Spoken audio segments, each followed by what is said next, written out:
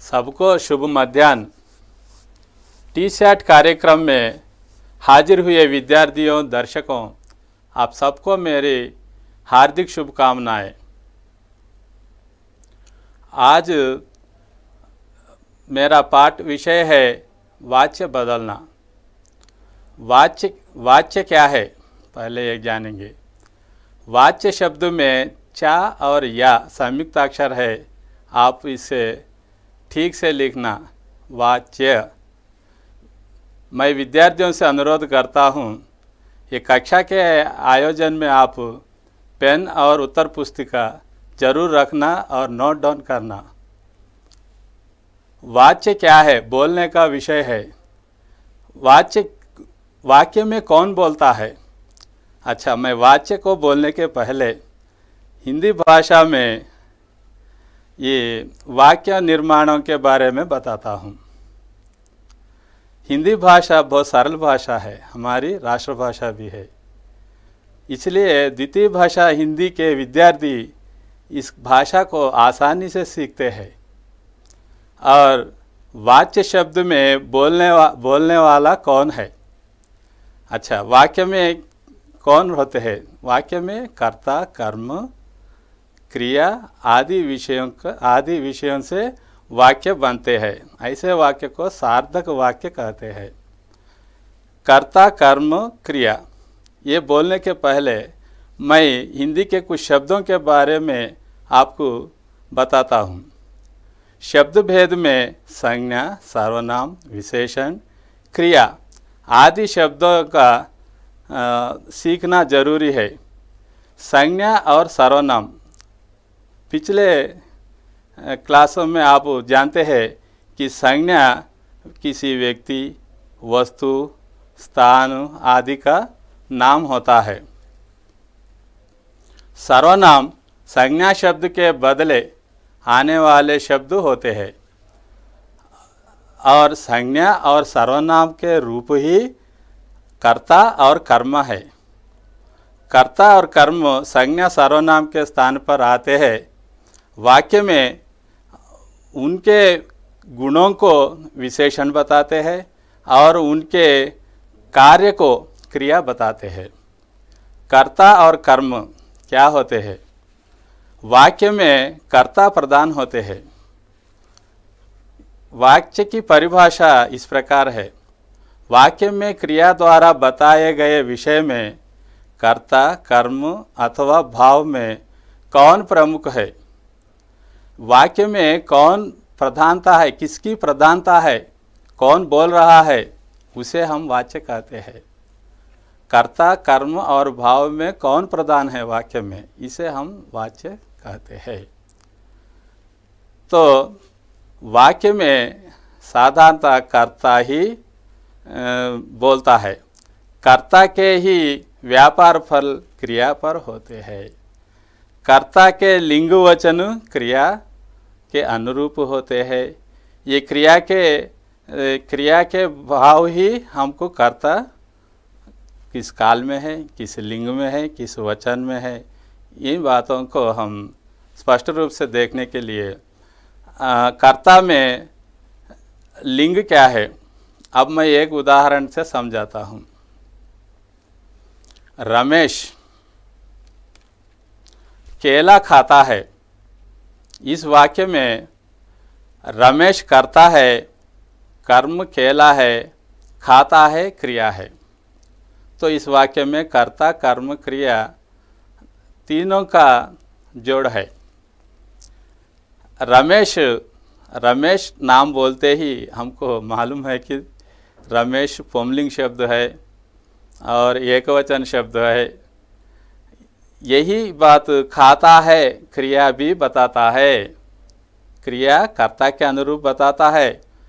खाता है ये पुंलिंग शब्द है, एकवचन शब्द है। अब कर्म कौन है? केला। रमेश क्या खाता है? केला खाता है।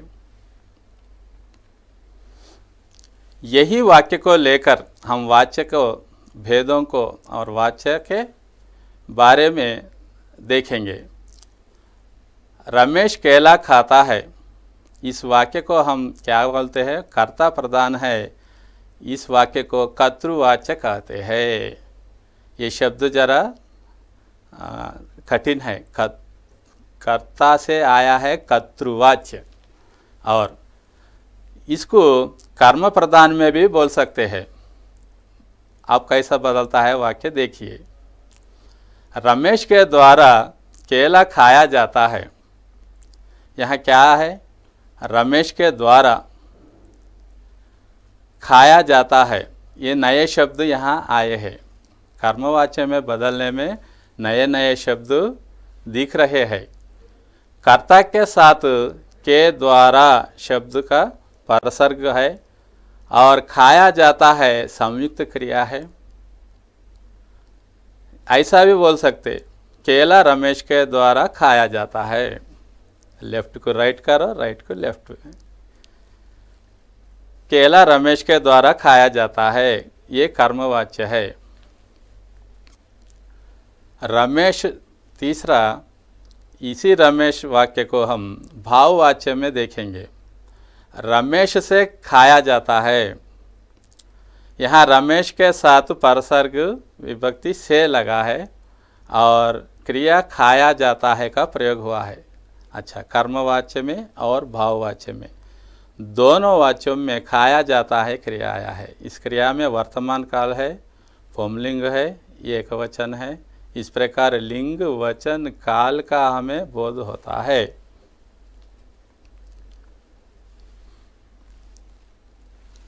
वाच्य के भेद। वाच्य के 3 भेद है। एक कर्तृवाच्य, दूसरा कर्मवाच्य, तीसरा भाववाच्य। अभी मैं 3 उदाहरण दिया, वही उसके भेद है। मैं वाच्य के भेद बताने के पहले आपको एक छोटी सी कहानी सुनाता हूँ। इस कहानी के वही वाक्य है, वाच्य भेदों में भी प्रयोग हुए हैं। एक बूढ़ा बाप था। वो बड़ा विवश था, असमर्थ था, और चल नहीं पाता था, टहल नहीं सकता था। वो अपने बेटे को बुलाकर उस जवान बेटे से पूछा, बेटा, मैं बूढ़ा हो चुका हूँ, मैं मरने वाला हूँ। मेरे पेटी में जाओ, 2 वज्र है, लेकर आओ। वो वज्र दोनों समान रहते हैं। उसमें से एक असली है, दूसरा नकली है। इसका भेद कोई भी परख नहीं सकता। तुम जाकर हीरे लाओ, और इन हीरों को हमारे राजा के दरबार में प्रवेश करो हीरों के साथ, और राजा से दरबार में प्रश्न करना कि इन दोनों में से असली और नकली हीरे कौन से हैं। ये हीरों को आप नकली असली बता देंगे तो मैं असली हीरा आपको देता हूँ, उपहार में देता हूँ। अगर बता नहीं पाए तो मुझे 100 सोने के सिक्के भेंट में देना है। ये है कंडीशन। इस प्रकार बूढ़ा बाप ने अपने बेटे को हीरे देकर राजा के पास भेजता है। अच्छा, बेटा दरबार में पहुंच जाता है और राजा से पिताजी के जो वचन हैं वही सुनाता है कि इन दोनों हीरो में असली और नकली का फर्क बताने वाले को मैं हीरा उपहार में भेंट में देता हूँ।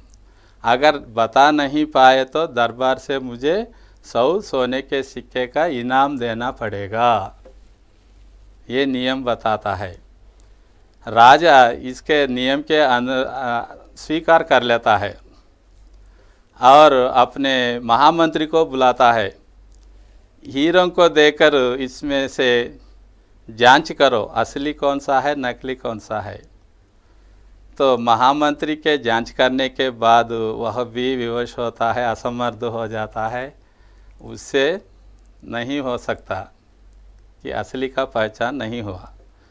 अन्य दरबारी भी प्रयत्न करते हैं, कोई भी उसको नहीं भेद कर सकते हैं। तो राजा और दरबारी अपने असमर्थता को स्वीकार करते हैं, बदले में 100 सिक्के सोने के उपहार में देते हैं। जवान बेटा वो 100 सिक्के लाकर पिताजी को देता है, तो पिताजी वो 100 सिक्कों से तुम किसी व्यापार में लगाओ और भविष्य अपनी जीवन आराम से शांति से बिताओ बोलकर उसका पिताजी मर जाता है। अब ये लड़का 100 सोने के सिक्के देखने के बाद उसके अंदर और लालच बढ़ता है। और भी राज्य हमारे देश में है, दूसरे राज्यों के पास मैं क्यों ना जाऊं, उनसे भी यही प्रश्न क्यों ना करूं और सोने के सिक्के को और जीत कर भेंट ला सकता हूं बोलकर लालच में वो दूसरे राजाओं के पास भी जाता है। वहाँ पर भी दरबारी असमर्थ और विवश होकर वो अपनी हार स्वीकार कर लेते हैं और 100 सोने के सिक्के दे देते हैं। इस प्रकार दूसरा राज्य, तीसरा राज्य, ऐसा ही वो जाकर कई सोने के सिक्के हजारों कमाता है। इस कमाई से वो बहुत खुश है। अब आखिर में एक छोटा राज्य बच गया है, वहाँ पर भी जाना चाहता है लड़का। वो छोटा राज्य में कुछ भी नहीं, राजा के पास दरबार भी नहीं, महल नहीं, कुछ भी नहीं। वो राजा गरीब जैसा लगता है, एक पेड़ के नीचे बैठा हुआ है। उस राजा के पास भी जाकर यही प्रश्न करता है लड़का।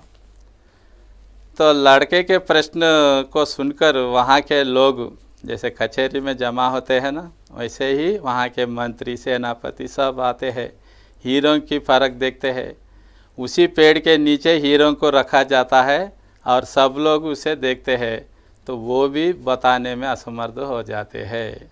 गांव की बड़ी भीड़ आती है, तो उस भीड़ में से एक अंधा आदमी आता है। वो अंधा आदमी बोलता है कि मुझे भी देखने दो हीरों को।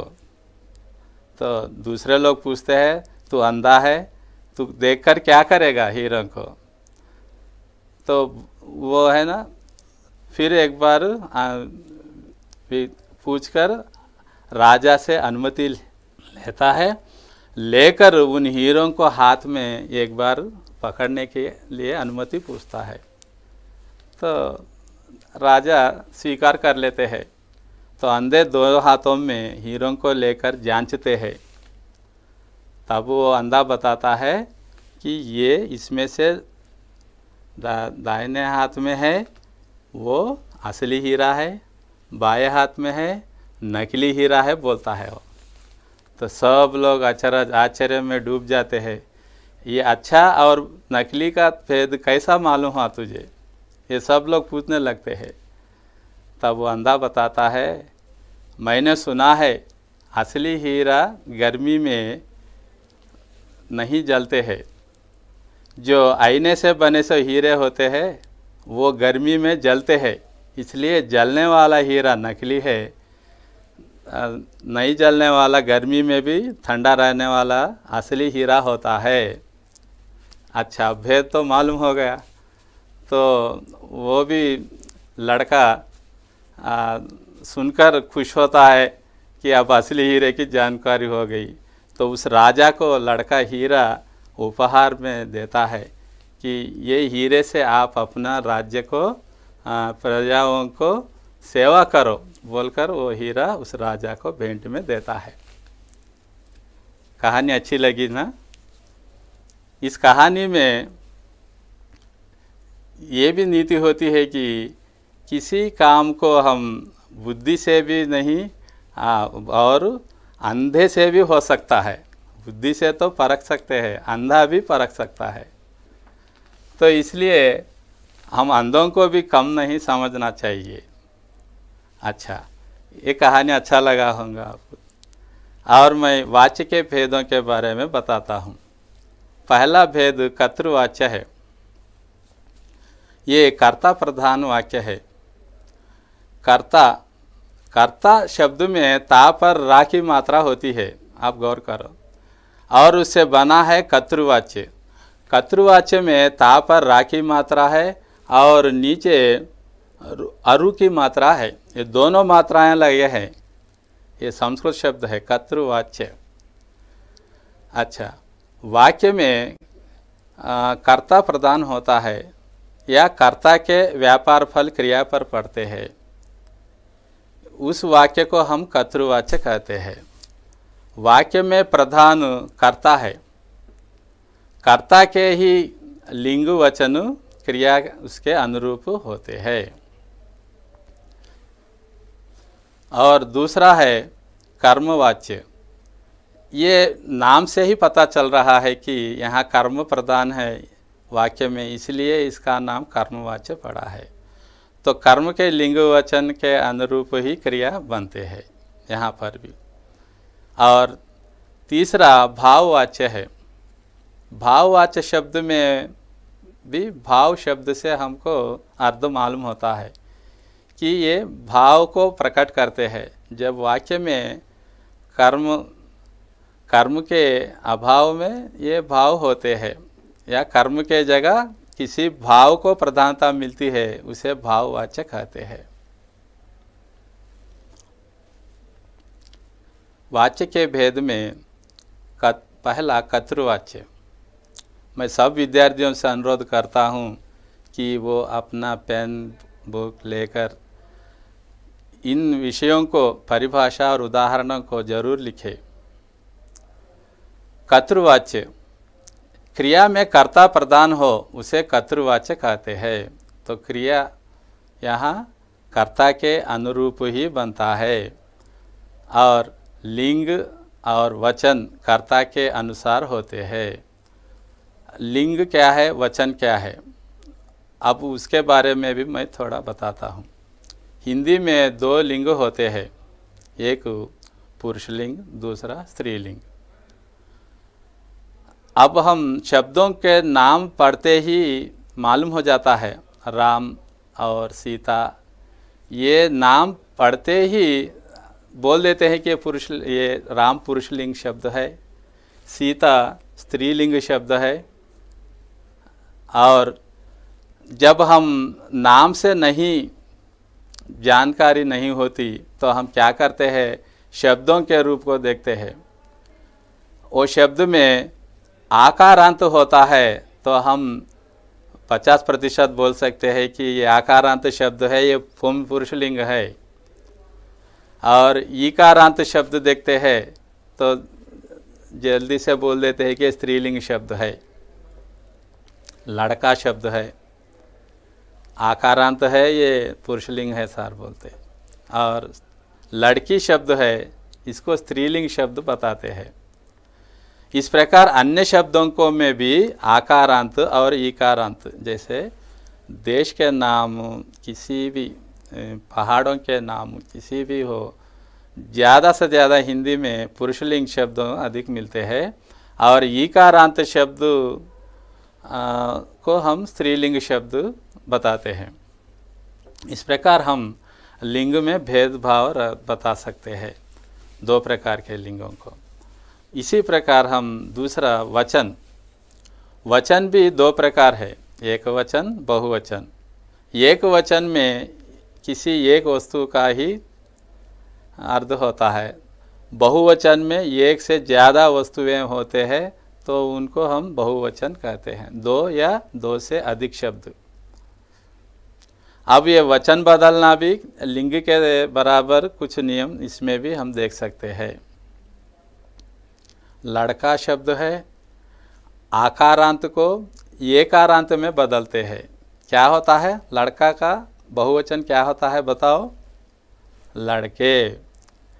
लड़का आकारांत के अंत में आ को हटाकर ये की मात्रा लगाते हैं ऊपर, जब लड़के शब्द बनते हैं। इस प्रकार तो पुंलिंग शब्द एक वचन से बहुवचन आसानी से बन गए। दूसरा है ईकारांत शब्द, लड़की। लड़की में ई कार अंत है। अब हमें क्या करना है बताओ वचन बदलने के लिए? लड़की का वचन बदलो। ई कारांत शब्द को हम क्या करते हैं, ई के जगह ई या दूसरा ई के जगह ई या लगाते हैं। ई की मात्रा हटाकर ई या लगाते हैं। लड़कियाँ, मिठाई, मिठाइयाँ, इस प्रकार वचन बदलते हैं। तो ये एक वचन के शब्द और बहुवचन के शब्द।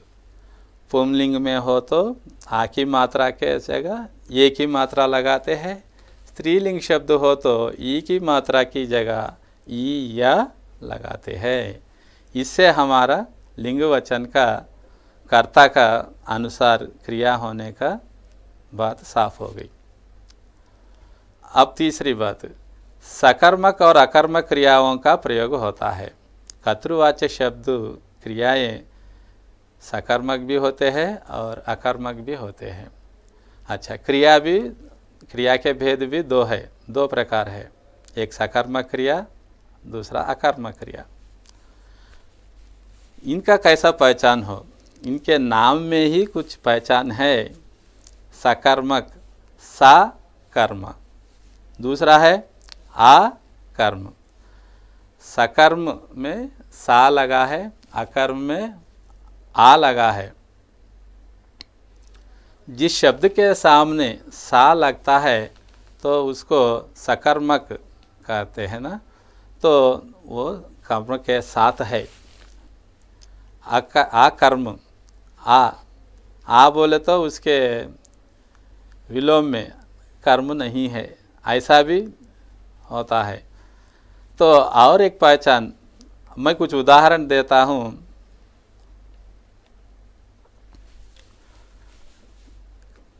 रमेश केला खाता है, दिनेश पुस्तक पढ़ता है। ये कर्तृवाच्य शब्द है। खाता है, पढ़ता है, ये दो शब्द सकर्मक है। खाता है, पढ़ता है, लिखता है, देखता है, खेलता है, ये सब शब्द सकर्मक है। अकर्मक शब्द के उदाहरण में है उठता है, उड़ता है, सोता है, हंसता है, रोता है, इस प्रकार के शब्द अकर्मक क्रिया में आते हैं। अब यहाँ तो नियम तो नहीं बता रहा हूँ, मैं अपनी तरफ से बता रहा हूँ। इस क्रिया को कैसा परखना है, इस भेद को कैसा जाने। सकर्मक क्रियाओं में अर्थ होता है कि उस क्रिया को हम प्रश्न करें, क्यों हुआ, कैसा हुआ। इस प्रकार प्रश्न करने से हमको स्पष्टता मिलती है कि ये सकर्मक क्रिया हो सकता है। देखो, खाता है, किसे खाता है, क्यों खाता है, ऐसा प्रश्न भी कर सकते हैं। किसे खाता है? केला खाता है, रमेश केला खाता है। क्या पढ़ता है? पुस्तक पढ़ता है, रमेश पुस्तक पढ़ता है। अच्छा, इसमें अर्थ है, क्या पढ़ता है अर्थ है। लेकिन लड़का हंसता है, लड़का रोता है, लड़का दौड़ता है, पतंग उड़ता है, आदि कई शब्द आते हैं अकर्मक के। इन शब्दों में क्या और क्यों, कैसे, इसे अर्थ तो वो स्पष्ट नहीं दे सकते हैं। इस प्रकार हम सकर्मक और अकर्मक अर्थों को जान सकते हैं। रमेश केला खाता है, दिनेश पुस्तक पढ़ता है। रमेश और दिनेश क्या है? पुंलिंग एक वचन शब्द है। इसी प्रकार और दो उदाहरण देखिए। राधा दूध पीती है, सीता पत्र लिखती है।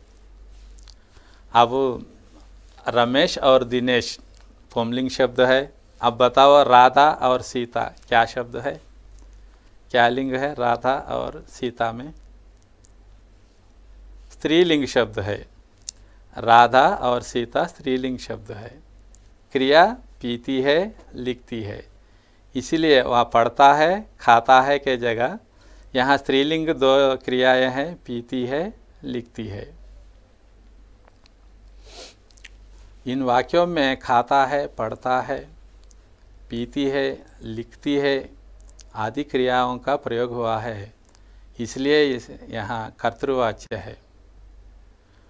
कर्ता के अनुरूप ही क्रिया को हम देखते हैं। यहाँ खाता है में पुंलिंग एक वचन है, ये कर्ता के अनुरूप है, इसलिए ये कर्तृवाच्य के उदाहरण है। सकर्म क्रिया अकर्म क्रियाओं का बोध होना, ये भूतकाल के रूप है।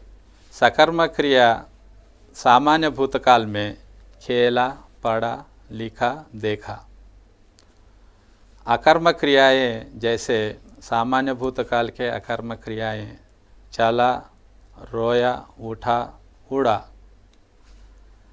मैं हमारे विद्यार्थियों को मैं अनुरोध करता हूं कि आप इन उदाहरणों को लिखें।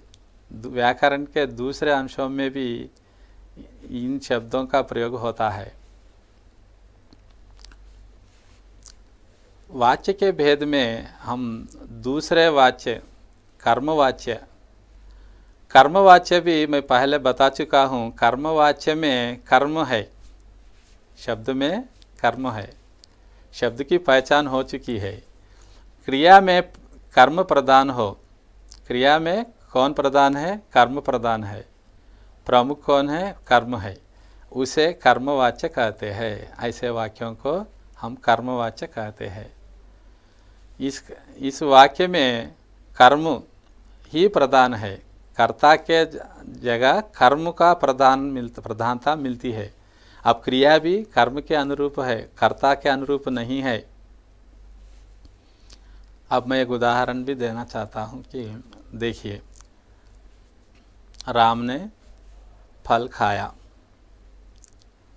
राम ने फल खाया कर्तृवाच्य, इस कर्मवाच्य में बदलते हैं। राम के द्वारा फल खाया गया, खाया जाता है। कर्म क्या है? यहाँ फल है। तो यहाँ राम पुरुष होते पर भी कर्म है ना, फल के अनुरूप है। और हम स्त्रीलिंग शब्द लेंगे, राम ने मिठाई खाई, ये क्या है? वहाँ तो फल खाया, यहाँ दूसरे उदाहरण में मिठाई खाई, वहाँ पुरुषलिंग है, यहाँ स्त्रीलिंग है, तो खाने वाला तो राम ही है। अच्छा, इसमें क्या हो रहा है? कर्म की प्रधानता मिली है इस वाक्य में, इसलिए मिठाई खाई। मिठाई स्त्रीलिंग शब्द है, ईकारांत शब्दों को हमने स्त्रीलिंग बताया है, उसके अनुरूप ही कर्म के अनुरूप खाई शब्द स्त्रीलिंग शब्द आया है। लिंग तथा वचन कर्म के अनुसार होते हैं, उसे कर्मवाच्य कहते हैं। हम कर्तृवाच्य में भी यही बात बताए कि लिंग दो प्रकार है, पुरुषलिंग और स्त्रीलिंग। और वचन दो प्रकार है, एक वचन और बहुवचन। यही उदाहरण कर्म के कर्मवाच्य में भी आते हैं। यहाँ कर्ता के जगह कर्म के अनुसार आते हैं। अब ये दोनों में थोड़ा भेद है, बाएं दाहिने, लेफ्ट राइट। कैसा है देखो, राम सिनेमा देखता है, सिनेमा राम के द्वारा देखा जाता है, तो देखने वाला राम ही है, कर्म तो सिनेमा है, देखता है क्रिया है। तो हम कर्म को आगे भी कर सकते, पीछे भी कर सकते। ऐसे दोनों प्रकार से हम वाक्य को कर्मवाच्य में बदल सकते हैं।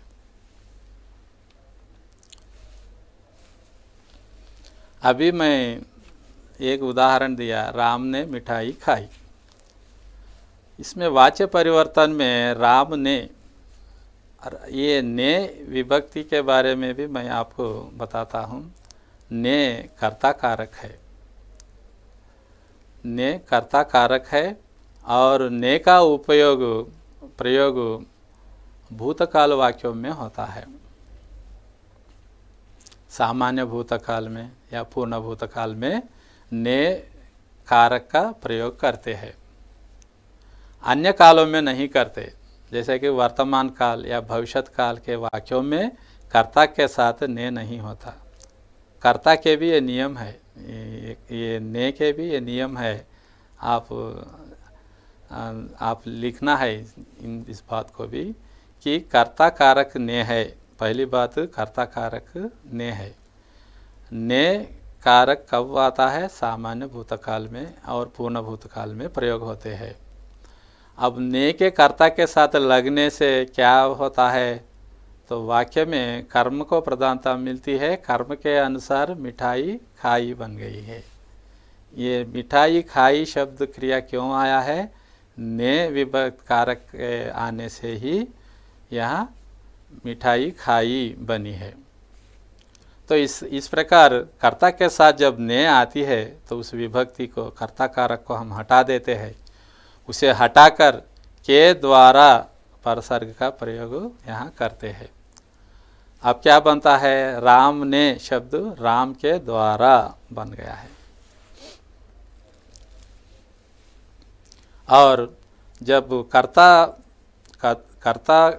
कारक को हम मुख्य क्रिया के रूप में लिए हैं तो अब वो मुख्य क्रिया, कर्तृवाच्य का मुख्य क्रिया को सामान्य भूतकाल में परिवर्तित किया जाता है।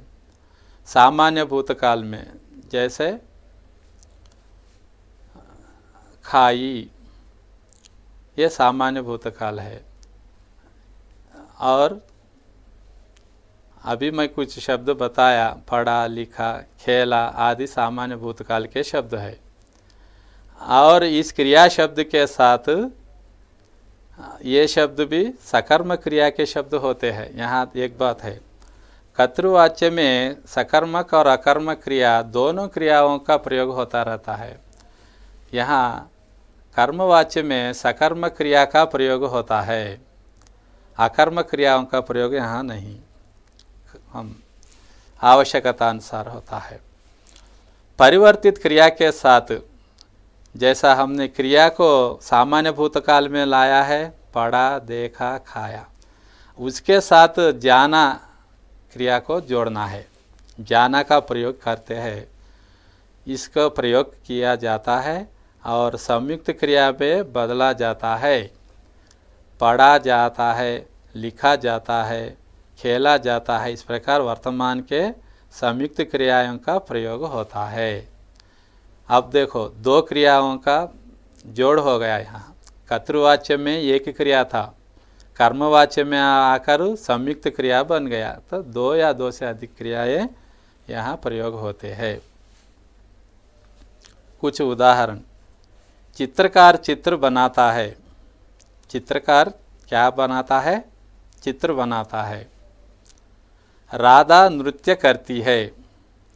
नृत्य करने वाली कौन है? राधा।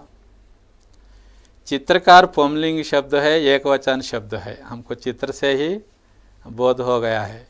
और उसको बनाता है, पुंलिंग एक वचन क्रिया का प्रयोग हुआ है इसके लिए। और राधा के लिए, राधा नृत्य करती है, स्त्रीलिंग है, एक वचन शब्द है। चित्रकार चित्र बनाता है, कर्तृवाच्य का वाक्य को हम कर्मवाच्य में परिवर्तित करेंगे। इसको कर्मवाच्य में चित्रकार द्वारा चित्र बनाया जाता है। चित्रकार के द्वारा चित्र बनाया जाता है। दूसरा वाक्य, राधा नृत्य करती है। राधा के साथ फिर वही के द्वारा, राधा के द्वारा नृत्य करती है को हम कर्मवाच्य में किया जाता है बदले हैं। संयुक्त क्रिया ही है यहाँ। ये स्त्रीलिंग और एक वचन है। और उदाहरण है, कुम्हार मिट्टी के बर्तन बनाता है। कुम्हार जो मिट्टी के बर्तन, मिट्टी से हांडी, बर्तन, कुछ सामान, घर के सामान बनाता है, उसे कुम्हार कहते हैं। हमारे गांव पाठ में ऐसे कई उदाहरण हैं। कुम्हार मिट्टी के बर्तन बनाता है। इसी प्रकार जुलाहा कपड़े बनाता है। सुनार सोने के आभरण बनाते हैं। इस प्रकार कई उद्योग धंधों के बारे में है। तो कुम्हार मिट्टी के बर्तन बनाता है, ये कर्तृवाच्य शब्द वाक्य है। कुम्हार एकवचन है, पुंलिंग है, तो बर्तन भी बर्तन बनाता है क्रिया भी पुंलिंग है और एकवचन है। और एक उदाहरण, पुलिस ने हत्यारे को पकड़ा। पुलिस ने किसको पकड़ा? हत्यारे को पकड़ा, पकड़ लिया। पुलिस ने शब्द पुंलिंग है, एकवचन है। उसी प्रकार हत्यारा भी यहाँ पुंलिंग है, एकवचन है। पकड़ लिया क्रिया भी पुंलिंग है और एकवचन है। अब इन कर्तृवाच्य से कर्मवाच्य में परिवर्तन करेंगे। अब हम पहला वाक्य लेते हैं, कुम्हार मिट्टी के बर्तन बनाता है, ये कर्तृवाच्य है। ये वाक्य कर्मवाच्य में परिवर्तन करना। कुम्हार के द्वारा मिट्टी के बर्तन बनाए जाते हैं। कुम्हार के द्वारा मिट्टी के बर्तन बनाए जाते हैं। इस वाक्य में भी हम वही तीन भेद देखते हैं। कर्ता के साथ के द्वारा, मुख्य क्रिया बनाया, और उसके साथ संयुक्त क्रिया बन गई जाना आकर जाते हैं। जाना क्रिया से जाते हैं क्रिया आकर संयुक्त क्रिया बन गई है, बनाए जाते हैं। दूसरा उदाहरण, पुलिस ने हत्यारे को पकड़ लिया। पुलिस के द्वारा हत्यारे को पकड़ लिया गया। इस वाक्य में भी वही परिवर्तन देखते हैं। तीन परिवर्तन हुए हैं यहाँ। पुलिस के द्वारा लिया गया क्रिया, लिया क्रिया को लिया गया, किस लिए गया आया? पहले जाता था, क्रिया का प्रयोग हुआ, अब गया का क्यों हो रहा है? देखिए, ये वाक्य भूतकाल में है। भूतकाल में है इसलिए सामान्य भूतकाल में गया क्रिया संयुक्त क्रिया बनकर आया है। पकड़ लिया गया।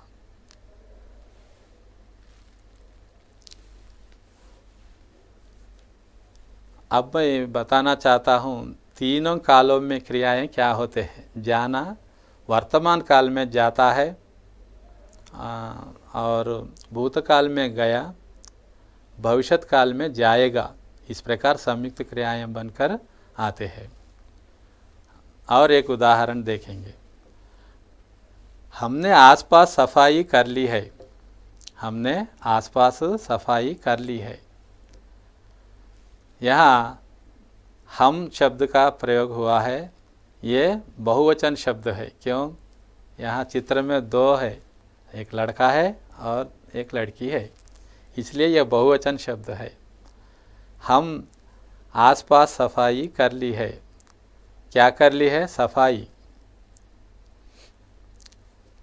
तो परीक्षा में ऐसा भी पूछा जाता है कि स्वच्छ भारत के बारे में लिखो। क्या लिखते हैं? तो स्वच्छ भारत में सफाई काम करते हैं। और इसका लोगो है, आपने देखा होंगे 10 रुपये के नोट, उस पर भी है गांधी जी के आईने, वो लोगो बन गया है। गांधी जी का आईना लोगो बन गया है स्वच्छ भारत का। और उसके नीचे भी एक नारा लिखा हुआ है, आप पढ़े होंगे। बताओ क्या लिखा जाता है? एक कदम स्वच्छता की ओर, एक कदम स्वच्छता की ओर। तो ये स्वच्छ भारत का नारा है। इसका लोगो गांधी जी के ऐनक है। अच्छा, यहाँ बच्चों ने सफाई का काम कर लिया है। दूसरा उदाहरण में है, किसान फसल उगाता है। किसान क्या करते हैं? फसल उगाते हैं। किसान श्रम करते हैं, खेत में काम करते हैं, हमारे लिए फसल उगाते हैं। किसान हमारे अन्नदाता है। इन वाक्यों को हम कर्तृवाच्य से कर्मवाच्य में परिवर्तन करेंगे। पहला वाक्य में हमने आसपास सफाई कर ली है। पहले भी उदाहरण में मैं बता चुका हूँ कि यहाँ कर्ता के साथ के द्वारा आते हैं, क्रिया को भूतकाल में रखना बदलते हैं, जाना को लाकर जोड़ते हैं, संयुक्त क्रिया बन जाती है। हमारे द्वारा आसपास की सफाई कर ली गई है। यहाँ हमारे द्वारा और सफाई कर ली है, यहाँ सफाई कर ली गई है, यहाँ क्रिया में कर ली गई है संयुक्त क्रिया का प्रयोग हुआ है।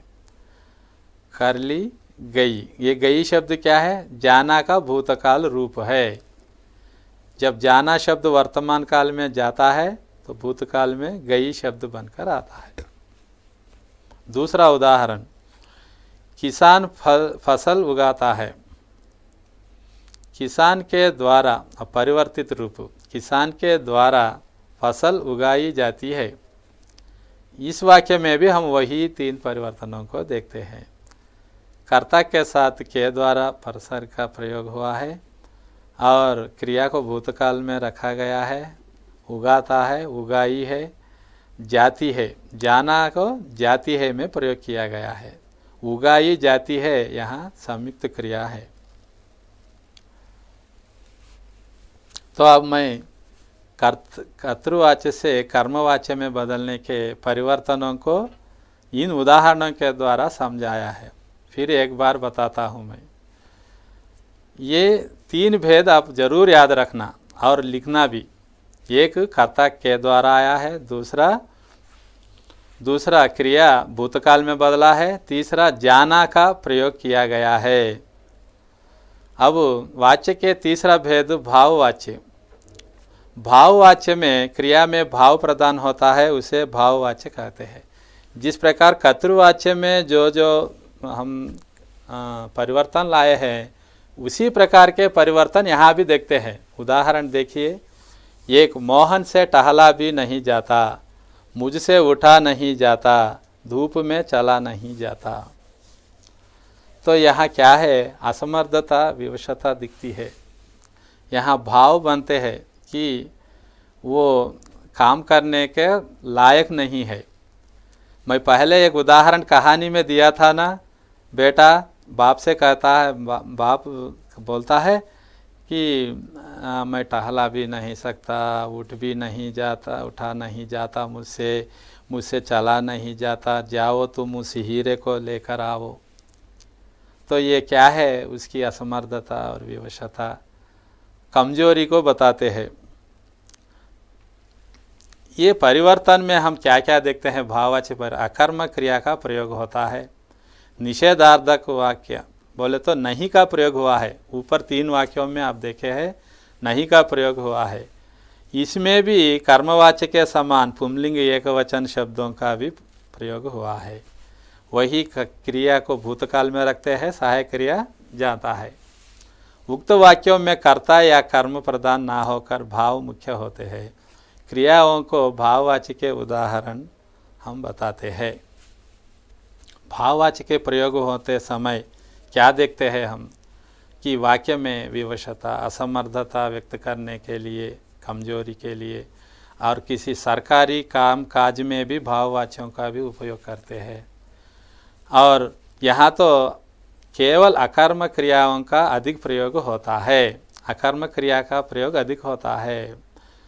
3 भाववाच्य में क्रिया पुंलिंग और एकवचन है। जैसे कर्मवाच्य में है वैसी बात भाववाच्य में भी हम देखते हैं। एकवचन में है, पुंलिंग में है, सामान्य भूतकाल में है। कर्तृवाच्य से भाववाच्य में बदलने में कुछ वाच्य परिवर्तन। नंबर 1, कर्ता के साथ के विभक्ति चिन्ह लगा दिया जाता है। 2, क्रिया को सामान्य भूतकाल में और उसके साथ जाना को क्रिया को जोड़ दिया जाता है, संयुक्त क्रिया बन जाती है उससे। नंबर 3, क्रिया को एकवचन पुंलिंग में परिवर्तित किया जाता है। यही बात हम कर्मवाच्य में भी बोल चुके हैं। और एक नई बात है, आवश्यकता के अनुसार यहाँ नहीं का प्रयोग होता है। भाववाच्य में आवश्यकता के अनुसार नहीं का भी प्रयोग होता है। कर्तृवाच्य में एक उदाहरण, राधा नहीं हंसती। भाववाच्य में राधा से हंसा नहीं जाता। दूसरा, मैं पढ़ नहीं सकती, मुझसे पढ़ा नहीं जाता। यहाँ नहीं का प्रयोग हम देखते हैं। और बच्चों, मैं कर्मवाच्य का परिवर्तन और दूसरा भाववाच्य का परिवर्तन, ये दोनों परिवर्तनों को आप पूरा ध्यान में रखना। जबकि वहाँ के द्वारा है, भाववाच्य में से हुआ है, कर्ता के साथ से आया है यहाँ। और सामान्य भूतकाल में क्रिया का प्रयोग हुआ है, उसके साथ जाना का संयुक्त क्रिया का प्रयोग हुआ है। इन 3 परिवर्तनों को आप ध्यान रखें, पढ़े, लिखे। और मैं आपको अभ्यास के लिए भी 2 प्रश्न देता हूँ। देखो अभ्यास प्रश्न। अब इन अभ्यास प्रश्नों को आप होमवर्क गृह कार्य मानकर लिखना है। 1, वाच्य किसे कहते हैं, उसके भेद कितने हैं, उनके नाम भी लिखो, उसके साथ उनके नाम भी लिखो। वाच्य के प्रकार, भेद। और दूसरा प्रश्न है, कर्तृवाच्य से कर्मवाच्य में परिवर्तन के नियम क्या है। अभी मैं बता चुका हूँ, ये प्रश्न भी आप लिखो, आसान है। कर्तृवाच्य से कर्मवाच्य में परिवर्तित नियम लिखिए। और एक उदाहरण देता हूँ। दूसरा, सचिन क्रिकेट खेलता है, इस वाक्य को आप कर्मवाच्य में बदलिए। इस वाक्य को आप कर्मवाच्य में परिवर्तन कीजिए। प्रिय विद्यार्थी, आप इन बातों को ध्यान में रखना और आप अपने नोटबुक में इन प्रश्नों को लिखिए और घर पर तैयारी कीजिए। आपके अंदर किसी प्रकार का डर नहीं होना चाहिए। अगली बार आप कक्षा में आएंगे तो आत्मविश्वास के साथ आएंगे। ये टी-सैट के कार्यक्रम आप में बहुत विश्वास बढ़ाएगा। मैं आशा करता हूँ ये कार्यक्रम आपके लिए बहुत लाभदायक होगा। मैं सबको प्रणाम करता हूँ। दर्शकों और माता पिता, आप बच्चों को ये कार्यक्रम में भाग लेने के लिए कहिए, उनको कार्यक्रम के समय पर बिठाइए और पढ़ने के लिए कहिए, लिखने के लिए कहिए। ये उनके लिए शब्द भंडार में वृद्धि होती है, ज्ञान भंडार बढ़ता है, तो बच्चे के अंदर एक विश्वास पैदा होता है, मैं हिंदी पढ़ सकता हूँ, लिख सकता हूँ। इस विश्वास को लेकर वह जब कक्षा में आएगा तो और आगे वो पढ़कर उन्नति पाएगा। ये इसलिए मैं सबके लिए धन्यवाद देते हुए इस कार्यक्रम को मैं समाप्त करता हूँ।